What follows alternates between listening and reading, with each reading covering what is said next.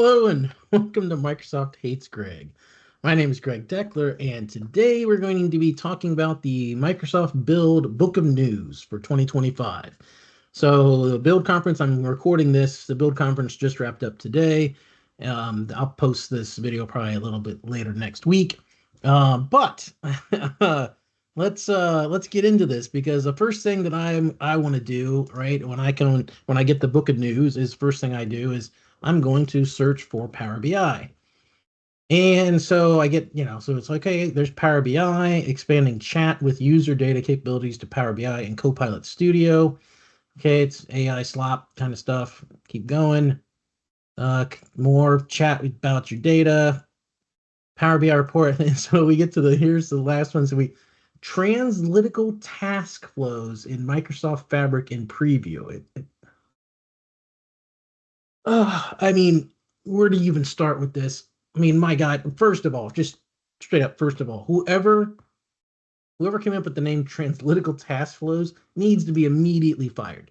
Okay, that might be the worst freaking name for a product feature I have ever heard of in my entire life.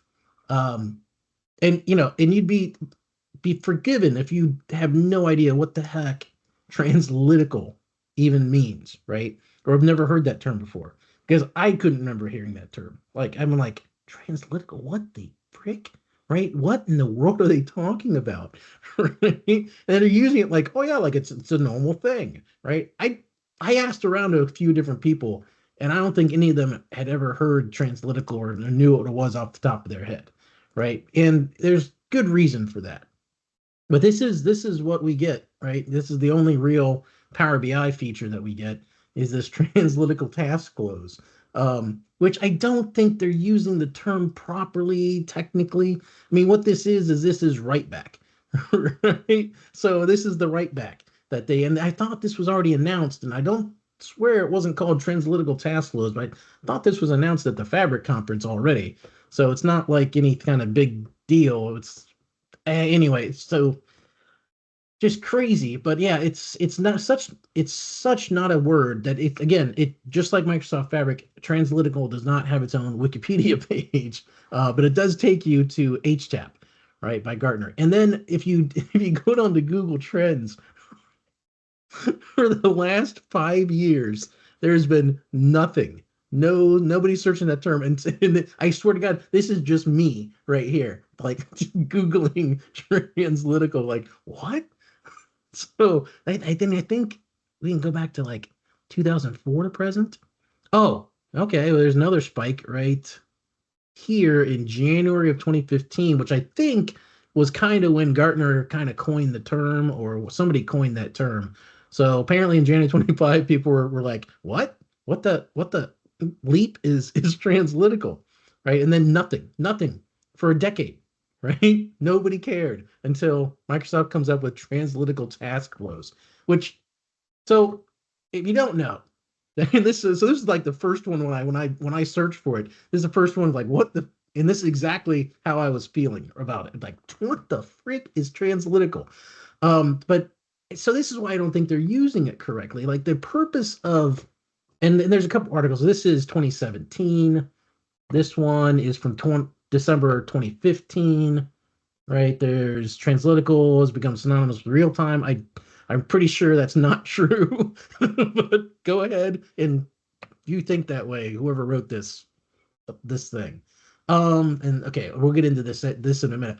All right, so translytical. So here's what I don't think they understand, or Microsoft doesn't understand, is like the whole concept of translytical from reading all these different articles was, hey, I've got a transactional, right? It's a portmanteau of transactional and analytical, and they smash it together and it's translytical.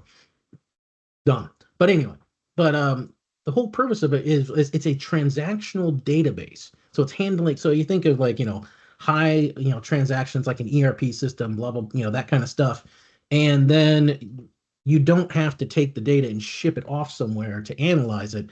You have in-memory kind of cubes and things like that that are built that are on top of that transactional thing, where processing system, the database, and it provides the analytics. So basically, you have your transactional system and your analytical system all in one system, And I think like SAP, like HANA is like a good example of some of a system like that, I would say. But again, somebody tried to coin this term like a decade ago, and it didn't go anywhere. So this is where I think Microsoft's using it incorrectly, is that they're using it on an analytical system that they now are supporting some transactions going against. But it's not the purpose of the whole concept of a translytical system is that it's transactional and it provides the analytics so you don't have to move ETL the data around. That's the whole advantage of translytical database systems, okay? Is that you don't have to ETL the data all over the place. But in Microsoft Fabric, it's primarily an analytical system that you have to ETL the data into, and then that analytical system you can do some transactions, writing back to that. That was not the intent of translytical at all. From what I can understand, that is not what the intention was all. So anyway, but that's what we get for Power BI, right? That is the only thing, and it's not even Power BI because you have to have Fabric to do it because the task flows are only work in Fabric. So basically, Power BI, you get bupkis, right? I mean, which was shown in the May update. I mean, my God, they added line highlighting and did it poorly, right? And that was the only like standout feature for the entire May update. So sadness. Okay, so but let's dig a little bit deeper into. So we've got Power BI has 9 hits. So I created this spreadsheet. So I figured we'd do a little experiment here. So in 2025, Power BI got 9 mentions. All right. So let's see about Fabric. So Microsoft Fabric got 33 mentions. All right. So that's cool. And then let's do Copilot. Copilot got 162 mentions. And now let's see about AI. And we'll do a space and we'll say match case to make sure. 372. 372. There we go. So in terms of what is Microsoft focused on right now, pretty much AI, I would say. And maybe that's why Fabric is sucking wind so bad and they can't get the features out and everything, is maybe that's because of Microsoft, it came out and then the AI world blew up, and that's all Microsoft cares about right now. But let's put that theory to the test. Let's see. Let's dial it back to 2023. That's 2024. Let's go to 2023. Let's do the same experiment. Control F. Okay, this is when Fabric was released. Fabric got a whole 8 references. All right, what about Power BI? Power BI got 11. All right. But mostly in terms of a lot of them are related to Fabric and that sort of thing. Yeah.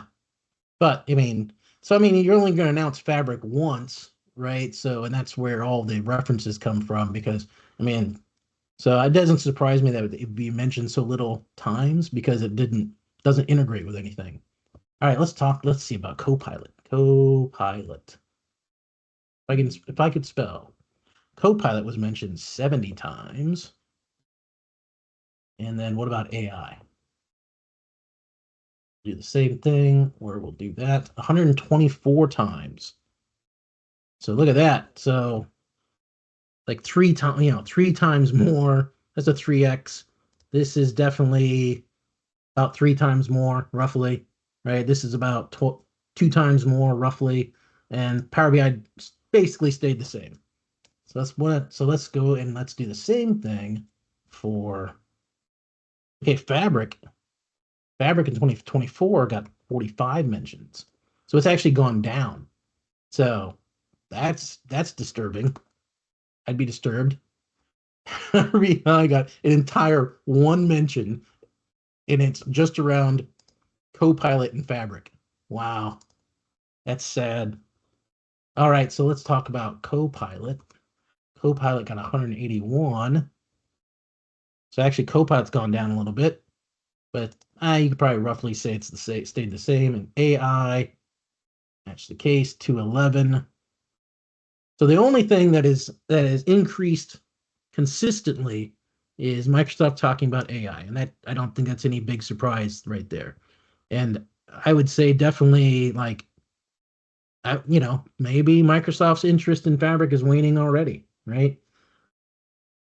Wouldn't surprise me because anecdotally, the only people that I know in terms of my customers that are using Fabric or have any interest in Fabric at all are people that already own Power BI Premium, and now they're being forced to go to Fabric. I haven't met anybody yet that did not have Power BI Premium already and was like, "Hey, let's do this Fabric thing." I'm sure they're out there, right? But anecdotally, I haven't seen it. And I haven't seen anybody doing anything crazy in Microsoft Fabric. I mean, basically it's a lot of tire kicking is what I see quite a bit out there. So that coupled with the Google Trends data, coupled with the books data that I just did a video on, right? And it just I don't see where Fabric is generating revenue from Microsoft, right? That and I certainly have not heard of anybody being like, "Hey, I'm lifting shifting my Databricks and my Snowflake to Fabric." So it really becomes a question of how long can Microsoft work on Fabric and not have it generate any real revenues for them, right? Any net new kind of revenues. Like that's the only thing that's going to get Microsoft to have greater market share in that space. So I don't know. I've kind of I said it before, but it's like Microsoft Fabric to me is like Windows Phone. I'm sure that at one point, because I loved by the end of at the end of it, I loved my Windows Phone. Right, I had that one Nokia Windows Phone that was so amazing. And it's probably still my best phone, my most favorite phone ever until I got my like Galaxy S23 that I've got now. Um, I love that Nokia phone. But it was too little. It finally got to be good, but it was too late. Right. And that's where I see Fabric heading down that same path. Eventually, it will be good. Okay. It might take another 2 years to get there, but eventually it's going to be a really solid product. Right. But 2 years, it's if you're not already on Databricks or Snowflake, by that time already, as far as all the enterprises and that, why would you want to move to Fabric? That just it seems like I don't think it's a good strategy, but what do I know? All right. Well, that's all I had for this video. Hope you enjoyed it, and I'll see you next time.